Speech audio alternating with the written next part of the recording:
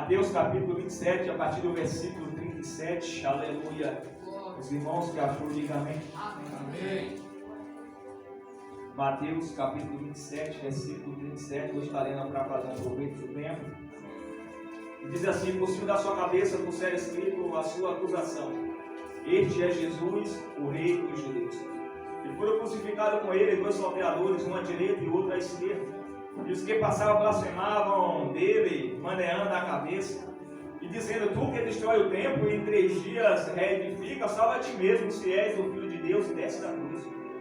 E da mesma maneira também os principais dos sacerdotes, com os escribas, anciões e fariseus, escarnecendo, dizendo: salvou os outros, e assim mesmo não pode salvar-se. É o Rei de Israel, desça agora da cruz e cremos nele. Confiou em Deus, livre agora se o ama, porque disse: sou filho de Deus. E o mesmo lhe lançaram também em rosto dos salteadores que com eles estavam crucificados. Aleluia, queridos, pastor João Nur. Se nós prestamos atenção na última ministração, eu ministrei sobre o Getsêmenes. Na verdade, são acontecimentos anteriores a esse daqui. Verdade é que Jesus ele veio com um propósito. Nós bem sabemos que nós às vezes temos propósito. Por que nós trabalhamos? Temos o propósito de manter a nossa casa, de pagar as nossas contas, de ter um futuro, porque às vezes temos um sonho, alguma coisa que trabalhamos, depositamos dinheiro na conta, por quê? Porque temos um propósito em algo. Porque nós vemos aqui, não vemos sem propósito. Acho que foi para ter propósito aqui hoje. Mas Cristo ele veio unicamente com um propósito, qual é? Morrer por mim e por você. E aquelas coisas eu sempre toco na tecla, é para Cristo, ele sendo onisciente, onipresente, onipotente, ele sabendo de tudo. É tanto que quando ele vai na casa de Simão, o fariseu, com uma mulher chega e se derrama nos pés dele, e aquele homem faz nascer, ele soubesse que essa mulher é pecadora. Ele falou na sua cabeça, Deus falou: Simão, entre na tua casa. E você não me tratou como um convidado, mas essa mulher sim. Jesus conhecia os pensamentos. Ou então, ele em nenhum momento, ele esqueceu do propósito qual ele iria vir. Ele sabia que ia ter uma cruz no final da caminhada esperando por ele. Mas mesmo assim ele permaneceu no propósito. E aqui nós vamos entender que desde que quando Cristo se revelou como menino aqui nessa terra, as perseguições já começou também. É tanto que Herodes manda matar todas as crianças. E o intuito de matar o Cristo também. Desde criança, aleluia, o ministério de Cristo terreno aqui nessa terra já foi cheio de perseguição. E a todo momento, quando Cristo cresce, quando ele começa a manifestar os seus milagres, eu falo assim: ó, quanto mais você se destaca, mais os levantes do inimigo vêm contra a tua vida. Quanto mais você se torna luz, mais as trevas vêm querendo te ofuscar. À medida que o ministério de Cristo ia crescendo, as perseguições iam crescendo também. À medida que ia crescendo a multidão que seguia Jesus, crescia a fúria dos líderes religiosos. E a todo momento, as pessoas procuravam uma ocasião para matar Cristo. A todo momento procuravam uma falha nele, um defeito nele, uma situação para ter motivo, para levar para o sinédrio, para ser condenado, para poder matar. Mas ainda não era a hora. É tanto que fala que em uma ocasião as pessoas pegam ele e levam até um penhasco para jogar ele de cima a baixo. Mas fala que ele simplesmente sai. Não era a hora. Mas quando Cristo ele pressente que está chegando a hora, naquele momento, ele instrui o seu discípulo de uma forma mais intensa. É tanto que no livro de João, capítulo 3, antes de chegar no 14, quando ele fala: não se turbe o vosso coração, ele fala: um novo mandamento eu vos dou. Fala: que mandamento é esse? Que amais uns aos outros como eu vos ameis. Ele estava instruindo o discípulo por quê? Porque estava em meio a uma sociedade a qual operava, que era o ódio, o rancor, o orgulho. E que está falando: pelo fato de vocês amar uns aos outros, essas pessoas vão saber que vocês são os meus discípulos. Aleluia. Os últimos acontecimentos. E fala que teve que a última ceia. Quantas ceias não teve? Mas sabendo que era a última. Fala que Deus ele louva naquela última ceia. E enquanto ele vai com seu discípulo para o Getsêmenes, já no escuro, de noite, fala que Judas saiu para trair. E fala que Judas chegou lá, imagina ele começando: olha, você quer, todo momento vocês estão caçando a ocasião de prender esse Cristo. O que vocês me oferecem para eu entregar vocês? Ali é combinado o preço de 30 moedas de prata para prender Jesus. E sabe o que eu acho mais interessante? Porque às vezes a traição ela dói tanto. Porque às vezes ela nunca vem de uma pessoa que você não gosta, de um inimigo. O problema é daqueles que traem, que é próximo de você, é porque ele sabe o teu sair, sabe quando você entra, sabe os seus passos, sabe dos seus projetos, sabe dos seus objetivos. Judas foi lá e talvez o líder falou assim: onde é que a gente vai encontrar ele essa hora da noite? Pode deixar que você onde é que ele está. Judas foi diretamente onde Jesus estava orando. Foi lá para o Getsemane. Judas sabia os passos de Jesus. Judas acompanhou Jesus. Sabia onde ele iria estar. Eu falo, cuidado com aquilo que você conta para todo mundo. Porque nem todos que falam que é teu amigo realmente.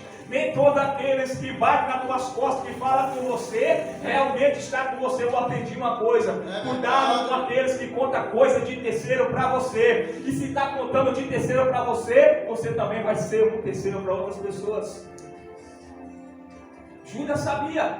E agora levou a multidão de Jesus, estava no Getsemane. Nós ministramos aqui que Lucas relata que naquela noite ele estava tão angustiado que o suor dele se transformou em gota de sangue que descia até o chão. É quando ele fala: Pai, se possível, passa de mim esse cálice, mas todavia seja feito conforme a tua vontade. E quando Jesus sabia que ia acontecer, que Jesus sabia que Judas estava vindo, mesmo assim ele estava na posição, estava orando. Aleluia, Deus. Judas já tinha tratado os 30 moedas de prata. Jesus na última ceia já tinha divertido Pedro. Olha, vai prender o pastor, vocês vão se dissipar, vão se espalhar. É quando Pedro fala: Senhor, se for preciso, eu dou a minha vida por ti.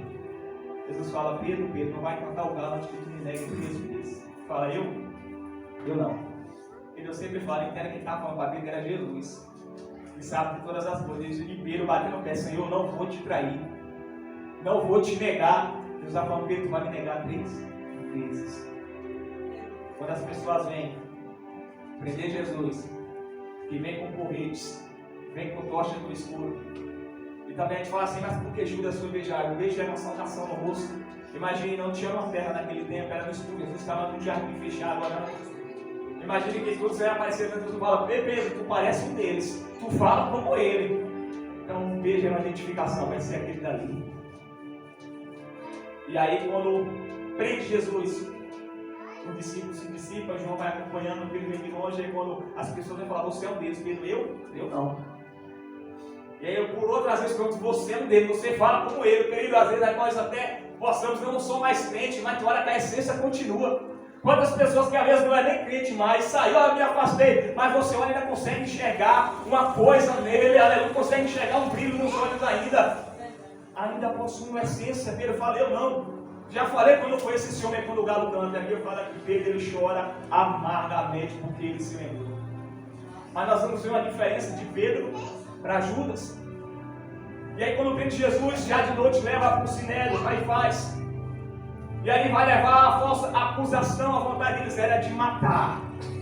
Mas só que havia uma lei romana que não permitia um líder religioso tirar a vida de ninguém. Você entende que quando leva aquela mulher apanhada em adultério, fala: Senhor, essa mulher foi apanhada em adultério, na lei de Moisés ela tem que morrer. Para você entender, queridos, a lei de Moisés dizia que tinha que matar, mas a lei romana não permitia um líder matar ninguém. Ou seja, eles levaram o intuito de Jesus cair, tanto contra a lei romana, contra a lei de Moisés. Agora a gente pega aí, quando ele fala: aquele que não tem pecado, atire a primeira pedra.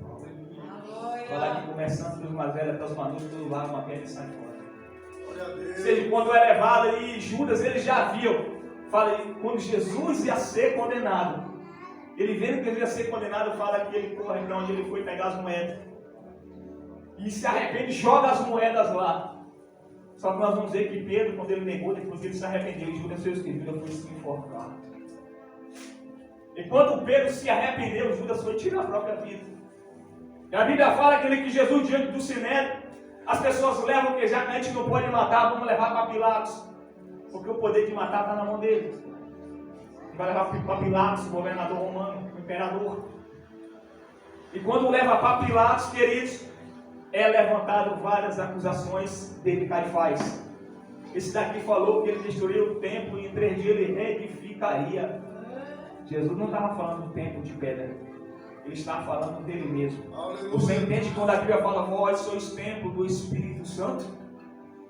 Deus está falando, olha, eu vou destruir esse templo, mas em 3 dias eu vou reedificar, vou construir, aleluia. Em 3 dias, querido, nós sabemos já o final que ele ressuscitou, o templo foi reedificado, aleluia. Enquanto as pessoas estavam com a visão no material, no físico, no apalpável, Jesus, ele estava dizendo do espiritual. Queridos, enquanto levamos da falsa testemunha, eu quero falar, Jesus não foi morto naquele momento, mas você quer saber uma triste realidade? É que tem muitas pessoas que estão sendo mortas por causa de falso testemunho, por falsa de calúnia, de mentiras que tem sido levantado. No Antigo Testamento, as pessoas queriam matar os profetas, aqueles que serviam a Deus, com pedradas. É verdade, Deus.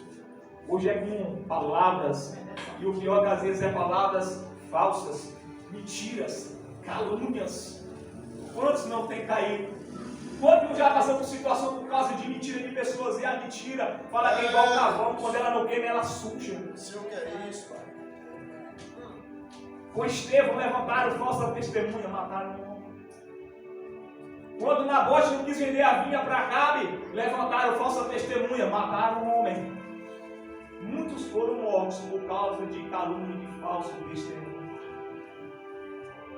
E agora fala, vamos levar para Pilatos. A Bíblia diz que quando leva para Pilatos, Pilatos começa a interrogar, e todas essas acusações que estão vindo sobre você, Pilatos fazia pergunta, fazia questionamento, mas Jesus permanecia em silêncio e fala que ele se admirou. Com o quê? Com o silêncio de Jesus. Porque qualquer pessoa que está sendo condenada, levando a juízo, ela vai abrir a sua boca, vai tentar eu sou inocente, por mais que fez, eu não fiz nada disso. Sabendo que o poder da vida, aleluia, talvez essas pessoas dos Estados Unidos que têm pena de morte, sabendo que a vida está na mão de um juiz, quantos não gritam, olha, eu não fiz isso, nega até a morte. Mas Pilatos se admirou por Jesus ficar em silêncio, ele se admirou. E tem às vezes que nós devemos aprender a calar também. Nós devemos aprender às vezes a ficar em silêncio, sabe por quê? Porque às vezes nós falamos demais. É verdade. Porque às vezes nós damos lugar à ira, abrimos a nossa boca e falamos até o que não deve. Pedir perdão é bom, se arrepender é bom, mas melhor ainda é você fazer uma ocasião que não precisa gerar certas situações para ter que pedir perdão de novo. Você já pegou uma folha em branco, você amassa ela todinha, você pede perdão, desamassa ela, mas não vai ser a mesma coisa, vai ficar cheio de marcas. Pilatos se admira pelaquela situação de Jesus não abriu sua boca. Isaías fala que ele foi levado como ovelha ao matadouro, tendo todo argumento a seu favor. Quantas vezes ele já deu resposta àqueles que iam aprender, de forma que eles voltavam admirados. Jesus tinha todo o argumento, tinha toda a palavra, tinha todo o poder, toda a autoridade, mas ele permaneceu em silêncio, preferiu se calar, e Pilatos se admirou com aquilo. Mas tu não sabe que na minha mão está o poder de te livrar, mas nem o poder te asse do céu, não vou te constituir, aleluia. Aleluia. A honra que há em nós, o dom que há em nós, o talento que há em nós foi constituído pelo céu, por Deus. A unção que nós louvamos, que nós pregamos, que nós evangelizamos, o Espírito que nos leva a falar em língua e profecia e revelação, é do céu que desce, que ele vem de Deus. O fôlego que há nos nossos pulmões vem de Deus, a batida dos nossos corações, tudo é por causa de Deus. E às vezes a pessoa fala, eu não preciso de Deus, você precisa sim, porque tudo provém dele. Aleluia. Ah, Deus, aleluia. Pilatos, ele ficou admirado. E eu quero deixar claro para você, por mais que Pilatos não quis condenar Jesus Cristo, por mais que Pilatos ele buscou ocasião de livrar Jesus Cristo, eu quero falar para você que Pilatos não era um homem bonzinho. Pilatos não era aquele homem de bom coração por causa disso, porque muitos judeus, muitos cristãos foram mortos também por causa dele. Mas eu quero falar que ele viu algo diferente. A mulher dele falou, olha, não faça mais como eu sonhei, é muito me constrangi por causa dele. Isso me faz lembrar de Davi. Queridos, você vê que Saul, ele não quis enfrentar Golias. O exército não quis enfrentar Golias. Agora vem um menino. Se muito tivesse, era 17 anos. Ele falou, vou enfrentar esse gigante. Entenda uma coisa.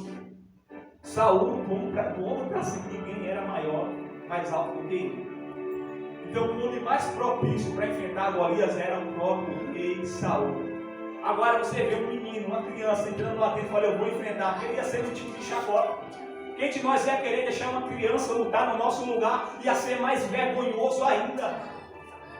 Mas Saul, quando ele olha para Davi, eu imagino que ele viu algo diferente. É tanto que Davi, ele conta um testemunho: eu já matei um urso, eu matei um leão. Então Saul, ele não viu só uma criança, ele viu uma autoridade de Deus na vida daquele menino, para ele deixar aquele menino enfrentar o gigante. Então eu deixaria. Eu deixar o menino no meu lugar, ia ser um tipo de vergonha para ele. Quando Pilatos olha para Jesus, ele viu algo diferente, queridos. Todos que olhavam viam algo diferente. E por ser diferente, é uma frase que fala: muitos vão te chamar pelo que você é, outros vão te odiar pelo mesmo motivo. Pilatos encaminha Jesus para Herodes, porque ele não viu nada de condenação. Herodes manda Jesus de volta para Pilatos. Por que Cristo não abriu a boca? Ele tinha que passar por aquilo. Ele veio para isso. Essa era a incumbência que estava sobre ele, era o propósito, era a missão que ele veio. Ele tinha que passar por isso. Isaías, cerca de 700 anos antes, já estava falando: como ovelha muda foi levada ao matador, não abriu a sua boca para nada. Aleluia. Na hora quando eu passo alguma situação, às vezes coisas simples, e dá aquela vontade de murmurar, de reclamar, de gritar, de sair falando no mundo e o mundo. Aí eu vou ver algumas passagens de Isaías. Aí eu vou ver situações como essa de Cristo. Fala que ele tinha, durante a acusação, cuspiram no rosto dele, colocaram a faixa nos olhos, pegaram para de cantivar e batiam na cabeça, profetiza quem te bateu. Ele já estava sendo humilhado desde dali e aceitando tudo. E aí eu vou olhar para a minha situação, estou reclamando de quê? Eu sei que nós questionamos, porque mais às vezes é tudo besteira. E aí quando Pilatos vem, sabe que não tem como outro meio, vai apelar para a multidão. Não se engane com quantidade, queridos. Às vezes não se engane com multidão. Jesus ia para uma cidade, uma multidão acompanhava. Jesus entrava em aldeia, uma multidão acompanhava. Jesus estava no Monte das Oliveiras, uma multidão acompanhava. Jesus estava no templo, uma multidão acompanhava. Mas quando fala: ei, você que escolhe Cristo ou Barrabás, a multidão gritava Barrabás. Quando falava: e esse daqui o que faz mesmo, a multidão gritava: crucifique. Tu não acha que muitos daqueles que estavam pedindo para crucificar não tinham testemunhado milagres? Talvez muitos já receberam cura, milagres, e quando Jesus estava ministrando, muitos tinham seguido Jesus Cristo, talvez eram os mesmos que estavam gritando crucifixo. É verdade. Pilatos manda açoitar Jesus. E aí depois, quando ele está na multidão, a pessoa peça para crucificar. E quando ele não quer, falou assim: tu não fazer isso, vai levar para César. César estava acima dele. Falei: então lava a mão por diante desse homem. Falei que a culpa caia, que o sangue desse homem caia sobre nós e sobre nossos filhos. Isso vai liberação de 70 depois de Cristo. Jerusalém foi invadido, o sangue de Deus realmente recaído sobre eles. Jesus ou Barrabás? Escolheram Barrabás. A Bíblia diz que colocam, crucificam Jesus, pega um pano de escate vermelho, coloca sobre ele, desce uma coroa de espinho e coloca sobre a sua cabeça. Fala que no outro dia, quando vai levar Jesus para a crucificação, não tira aquela capa, mas a palavra não fala que tirou a coroa de espinho. Fala que tira aquele pano vermelho e coloca a roupa de Jesus, a túnica dele. E agora vai colocar a arte para ele levar lá para o Monte Gólgota, o Monte da Caveira. E fala que ele já estava já aquele ferido da chicoteada, estava ensanguentado, tinha perdido muito sangue, porque quando ia açoitar, não era essa sua que nós tomávamos na nossa infância, não. Aquela correinha de couro. Não era aquele cipózinho, não. Era a zorraia que na ponta tinha pedaço de chumbo, um pedaço de osso, que quando batia arrancava a carne.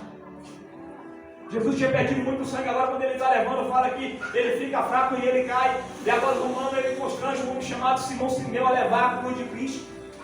Sabe quando ele na coisa, Jesus fala assim: aquele que quiser vir após mim, negue a si mesmo, tome a sua cruz e siga-me. Que ainda eu quero falar, Jesus, porque ele estava fraco, mesmo sangrando, mesmo sem força, mas tem que ser carregada a cruz. A cruz não pode ser largada, abandonada. Mas que cruz é essa? Querido, eu estou falando aqui que a cruz, aleluia, ela foi o meio ao Cristo, ela alcançou o céu. Quando Apocalipse 2,10 fala assim: ó, eis que o diabo, vosso adversário, vai levar um de vós à prisão. mas ser fiel até a morte, dar-te-ei a coroa da vida. Quando fala de cruz, está fazendo que preciso morrer, aleluia, mas não negue ela, seja fiel. Tem que ser carregado. Não negue a sua cruz. E aqui nós vamos ver a seguinte: que Jesus, quando ele está sendo condenado, ele vai levando a sua arte, chega no Monte Calvário. Pilatos mandou fazer uma placa com a condenação, porque a condenação ficava em cima do crucificado. Enquanto este é Jesus, o rei dos judeus. Só que os judeus não gostaram, os líderes religiosos não gostaram. Por quê? Porque fala assim, não coloca ele, mas fala que ele disse que ele é.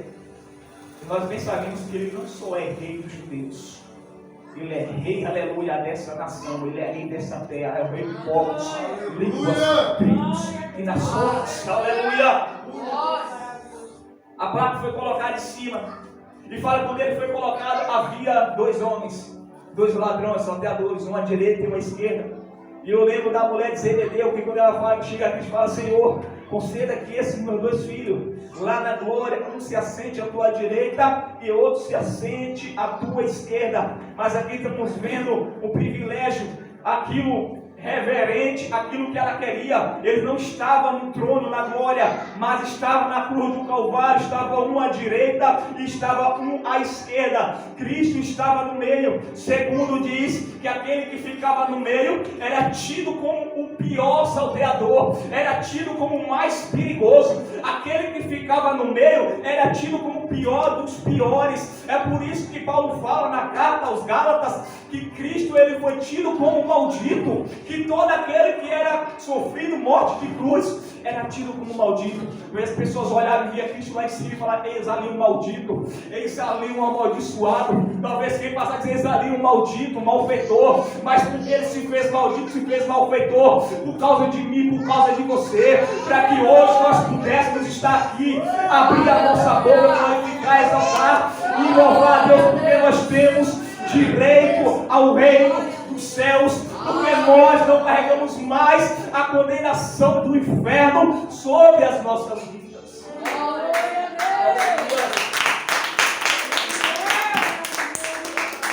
Aleluia! E as pessoas falavam, se tu é o Cristo, desce da cruz. Se tu descer da cruz, nós vamos crer que tu é o Cristo. Queridos, eu sempre falo, às vezes não precisamos provar nada para ninguém. Jesus podia descer da cruz? Podia. Jesus tinha poder para isso? Tinha e tem. Mas Jesus sabia que, como diz o profeta Eliseu, ele não desceu da cruz, mas ele preferiu se levantar do sepulcro. Aleluia. Ele não desceu da cruz, mas ele sabia que tinha um sepulcro, que no terceiro dia ele ia se levantar de lá. E muitos passaram e diziam, salvou os outros e a si mesmo não salva. E aí muitas pessoas se questionam, às vezes eu fiquei refletindo baseado nisso, porque as pessoas só têm uma ideia de Deus que está na tua vida quando tudo está às mil maravilhas. É quando sua vida fala, por que te amar, a minha alma, por que te amar de mim, quando me perguntam onde está o teu Deus. Para perguntar, certamente somente está numa situação delicada, difícil. E eu vejo o operar da fé, você vai no livro de Hebreus, capítulo 11, vai ter lá o hall da fama cristã, colocar assim os heróis da fé, Moisés, Abraão, Enoque, aleluia, José, Isaías, e vai falar ainda entre parênteses, homem que o mundo não era digno de receber. Aí você vai ver a fé ali operando de várias formas. Aí vai falar que pela fé, Enoque, aleluia, andou com Deus, foi transladado para não ver a morte, foi arrebatado, aleluia. Mas então você vê, pela mesma fé, ela fala que Abel ofereceu o melhor sacrifício do que Caim. E pela fé que ele tinha, ele foi morto, aleluia. Eu estou falando assim, que enquanto muitos têm fé que não vai passar por certa situação, outros têm fé que vai passar pelaquela situação. Senhor, eu tenho fé que eu não vou passar por essa que eu não vou precisar fazer essa cirurgia. Outro já fala, Senhor, eu tenho fé que eu vou fazer, vai dar tudo certo. Aleluia. Aleluia. Senhor, eu tenho fé que se eu for, eu vou voltar. Senhor, mas eu tenho fé que se eu for e eu voltar, eu vou estar com o Senhor na glória. Queridos, as pessoas olhavam e falavam, se tu descer daí, nós vai crer, aleluia. Salvou os outros, mas não salvou a si mesmo. Eu quero falar o quê? Que Jesus salvou os outros, não só naquele tempo, mas estava salvando até nós nesse dia de hoje, aleluia. Ele continua salvando, aleluia. Ele não podia descer, as pessoas não salvou os outros, ele estava salvando nós também. Aleluia. As pessoas precisam de prova. Atualmente estava tentando Jesus, desce da cruz. E vou falar algo para vocês. Porque o diabo tentou Jesus, olha, transforma essa pedra em pão, porque sabia que Jesus tinha poder para isso. Porque o diabo falou assim, olha, pula daqui abaixo que está escrito que os anjos darão olho a teu respeito. Realmente, Jesus fala lá no Getsemane, ele está assim, se eu quiser que eu mande 12 legiões de anjos. Jesus tinha anjos a favor dele. Jesus não pulou. Jesus não transformou pedra em pão. Jesus podia descer daqui, eu quero falar o quê? Que o diabo vai tentar em cima da possibilidade, da probabilidade de você cair. Ele só vai tentar você numa área que ele sabe que você tem chance de cair. Vou dar um exemplo bem básico aqui. Eu amo chocolate, mas eu estou no regime, não posso comer. Peraí que vou tentar. Toma aqui um bocado de gioló. Tu vai comer? Tu não vai comer gioló. Tu vai comer, eu não gosto. Mas se falar que toma aqui um chocolate, você vai se sentir tentado. Então o diabo ele vai te tentar em cima daquilo que tem possibilidade de você cair. Na área que sabe que você pode estar propício a cair naquilo. Ele só vai te tentar naquilo que ele sabe que tem chance de ter êxito sobre a minha e sobre a tua vida. Ele não vai te tentar com algo que sabe que você vai rejeitar, que você não está nem aí, aquilo que não agrada a você. O diabo só tentou Jesus em cima daquilo que Jesus podia fazer. Isso aqui eu não vi na internet em lugar nenhum. Eu fiquei meditando, aleluia, e me chamou a atenção. É por isso que Jesus fala assim, olha, resistir, sujeitar e coisa a Deus. E resistir ao diabo, e ele fugirá de vós. E outra passagem fala assim, fugir da aparência do mal. Tem momentos que não vai dar como você fugir. Então você tem que resistir. Tem momentos que tem como você fugir. Então fuja, não fique ali. Depois de usar conhecimento, Jesus é crucificado, permanece na cruz. E fala que desde a hora do meio-dia até as 3 da tarde, fala quando ele começa a clamar: Deus meu, por que me desamparaste? Quero que você entenda, às vezes nós nos sentimos assim. Mas eu quero falar que hoje temos um Consolador, mas naquele momento, Jesus teve a sensação de um Pai, Deus Pai desamparar ele, por quê? Porque naquele momento, naquela cruz estava sobre ele todo o pecado da humanidade. Deus abomina o pecado, aleluia, querido. O nosso pecado ele tem que ser, como é que ele fala?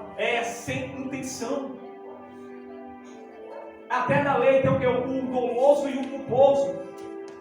O doloso, o culposo significa mais que você não tem intenção, é isso? E o doloso é que você tem intenção. Ou seja, assim tem que ser o pecado. Nosso pecado tem que ser cometido sem intenção. Eu errei, calculei, eu não sabia. Pedimos perdão a Deus, eu falo que aquele que confessa e deixa, alcança a misericórdia. Mas nós, às vezes, cometemos um erro, um deslize naquilo, Deus me perdoa. Aí depois voltamos fazendo a mesma coisa, Deus me perdoa. Depois voltamos para aquilo de novo, fazemos de novo. E por causa disso não alcançamos misericórdia, porque fala que misericórdia alcança aquele que confessa e deixa. Jesus fala: Deus meu, por que me desamparaste? O pecado da humanidade, até o dele hoje estava sobre ele. Deus abomina o pecado. É que ela fala: Deus ama o pecador, mas ele abomina o pecado. Ele nos ama, mas ele abomina certa prática que nós fazemos. Deus ele nos ama, mas ele abomina os vícios que nós temos. Deus ele nos ama, mas ele abomina certas atitudes que nós temos. Fala que quando ele entrega, fala que houve trevas sobre a terra. A natureza se manifestou. Fala que houve um grande terremoto, as pedras começaram a rachar. E aquele soldado falou: certamente esse homem era o Filho de Deus. Talvez ele foi até um daqueles que rasgou a túnica repartindo entre si. Eu quero falar que como aquele soldado, tem muitas pessoas que vão reconhecer Olha, o Cristo que nós pregamos, que Jesus está voltando quando for tarde demais, que não tem mais jeito. Aqueles reconheceram quando Cristo já tinha entregado a vida, o Espírito. Tem muitas pessoas que vão fazer a mesma coisa. Quando não tiver mais jeito, vai correr atrás da igreja. Quando não tiver mais jeito, vai correr atrás de um irmão para orar. Quando não tiver mais jeito, vai correr atrás, aleluia, de alguém que lhe fale da palavra. Mas vai ser tarde, não vai ter mais ninguém. A igreja vai subir. Aleluia! Passou a sexta, sábado. E aí o primeiro dia da semana, de manhã cedo, vai uma mulher e você. E lá tinha soldados que tinha sido posto para guardar, porque eles lembraram que ele falou no terceiro dia. Ó, lembra que ele falou que no terceiro dia ia ressuscitar. Então vai lá com a pedra. Pedra lá, bote e guarda lá. O povo estava lá dentro, no túmulo de José de Arimateia. E no domingo de manhã, bem cedinho, quando manhã era mais especiaria cá, colocar no morto. Mas quando chega lá, a pedra já estava removida. Aleluia. Elas estranharam. Queridos, eu acho interessante, sabe por quê? Porque a Bíblia fala que Cristo é o primogênito dos mortos. Eu já vi muitos questionamentos falando, mas se ele é o primeiro dos mortos, porque tantas pessoas já ressuscitou. Aí eu vou falar um detalhe. Elias ressuscitou o filho da viúva de Sarepta. Eliseu trouxe à vida o filho da viúva de Naim. Naim não, da Sunamita. Jesus, ele levanta o filho da viúva de Naim. Jesus, ele levanta Lázaro. Pedro traz de volta à vida uma menina. Só que todos esses aí precisou de uma força externa para poder colocar a mão, para poder gritar, para poder orar, para poder interceder. Mas a Bíblia fala que no caso de Cristo, o antes só removeu a pedra. Não precisou de estar ninguém com a voz. Jesus se levanta, Jesus ressuscita, aleluia. Ele venceu, querido, a morte.